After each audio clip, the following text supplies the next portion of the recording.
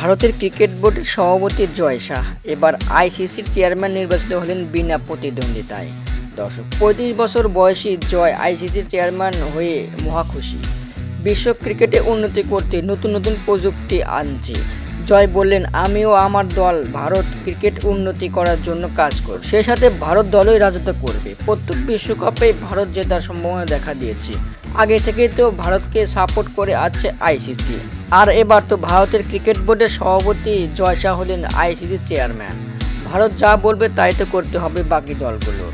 দর্শক, জয় শাহ ৬ বছর মেয়াদে দায়িত্ব পালন করবেন আইসিসি চেয়ারম্যান পদে। ভারতীয় ক্রিকেট বোর্ডের দায়িত্ব ছেড়ে আগামী ১ ডিসেম্বর থেকে আইসিসির দায়িত্ব নেবেন জয় শাহ। দায়িত্ব নিয়েই জয় শাহ বললেন, ক্রিকেটকে উন্নতি করতে কাজ করব, ক্রিকেটকে আরও সরিয়ে দেওয়ার লক্ষ্য কাজ করব আমরা। চলতি বছর নভেম্বরে আইসিসির বর্তমান চেয়ারম্যান চার্নি গ্রেস কার্কেলের মেয়াদ শেষ হবে।